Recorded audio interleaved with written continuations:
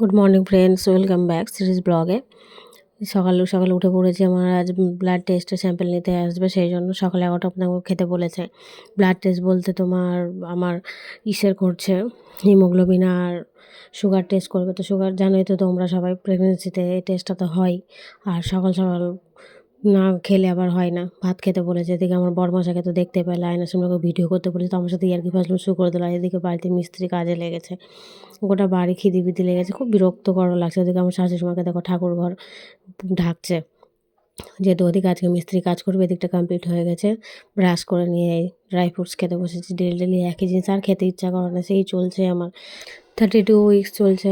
এই সময়ে এসে যে এতটা জার্নি হবে যে ভাবতে পারিনি।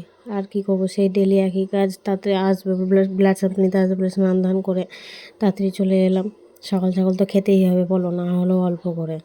আর এই সময় তো খুব ক্রেভিং হয়, খাওয়া দাওয়া ইচ্ছা করে, এটা খাই ওটা খাই, কিন্তু খাবার পর যখন সামনেখানে তখন আর খেতে ইচ্ছা করে না। স্নান ধান করে উঠে তো সবারই যেটা কাজ, আয়নার সামনে যা যা করে সব আমাকে তাই করতে হচ্ছে। সেম তোমরাও যা করো আমিও তাই করছি, তাড়াহুড়া করে। তাড়াতাড়ি তো আর হয় না, সে দেরি হবে যতই তাড়াতাড়ি করি না কেন আমি। সাজুগুজু চলছে, যতই হোক একটু তো সাজতে হবেই, না হলেও হয় না। কেননা গ্ল্যামার বলতে তো কোনো কিছু আর নেই, সবই চলে গেছে আস্তে আস্তে। ফার্স্টের দিকে ছিল না, কিন্তু সেকেন্ড টার্মেস্টার যখন চলছিল তখন কিন্তু বেশ স্কিন গ্লোয়িং ছিল। আস্তে আস্তে কী জানি কী হলো, এই থার্ড টার্মেস্টারে এসে সব একদম আস্তে আস্তে যেন কেমন সব হয়ে গেল। আর ভালো লাগে না, নিজেকে মনে হয় না যে আর কিছু করি বা নিজে সাজগোজ করি বা কিছু করি। এদিকে বড়মশাই এসেছে, ওকে এখন সকালে টিফিন দিতে হবে। এবার টিফিনে দেখো কী খাবে, ওকে বললাম যে দই দিয়ে চিড়া খাবে, তো বললো না আমি দই দিয়ে মুড়ি খাবো। আচ্ছা, দই দিয়ে মুড়িটা কি আর মাখানো যায়, তোমরাই বলো। এবার আমাকে দই দিয়ে ওকে মুড়ি দিতে হবে। এবার দই দিয়ে মুড়ি দিয়েছি, এবার আমাকে বলছো মাখিয়ে দিতে। কী করে এবার দই দিয়ে মুড়িটাকে মাখাই বলো।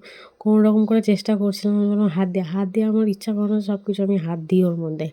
কোনো খাবারে আমার হাত দিয়ে ইউজ করতে চাও না, সব কিছুতে আমার স্পুন আমার চাই। এই তো মাখাতে মাখাতে যখন পারলাম না, হলো তুমি বাকিটা তুমি এবার চেষ্টা করো, তুমি মাখাও আর খাও, কেননা আমি আর পারবো না করতে। এই জন্য ইচ্ছাও করছে না। এদিকে খেয়ে উঠেছি, ভাত খেয়ে উঠে আর ইচ্ছা করে না।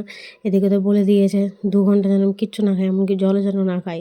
ওকে যে খেতে দিয়েছি, আমার এদিকে জল পিপাসা পেয়েছে, জলটাও খেতে পারিনি। এই সময় তার মধ্যে ওকে টিফিন দিতে দিতে চলে এসেছে আমার স্যাম্পল নিতে দাদারা বাড়িতে। খুব ভালো, ও আমাদের সবারই করে ফ্যামিলির, যখনই যার লাগে তখনই ও এসে বাড়িতে এসেই কালেক্ট করে নিয়ে যায়, আমাদেরকে যেতে হয় না।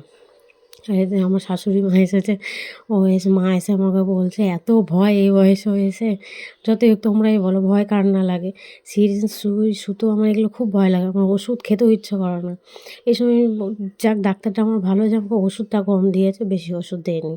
ও নিয়ে স্যাম্পল নিয়ে চলে গেলে, তারপর চলছে রান্নার পালা। আমার ননদ এসেছে, ওর একটু কাজ ছিল, তো এসেছিলো ঘুরতে। এসে দেখে রান্নাবান্না চলছে। ও আসেনি, যে রান্নাটা ও ডাইনিং থেকে এখানে এসে শিফট হয়ে গেছে পাশের রুমে, রান্নাবান্না চলছে। আজকে রান্না করতে বসে কী রান্না করব, এই ভাবনা চিন্তা চলতে তো সব কিছু আমাদের গ্রিন গ্রিন হয়ে গেছে। তো বাই, টাটা, লাঞ্চ।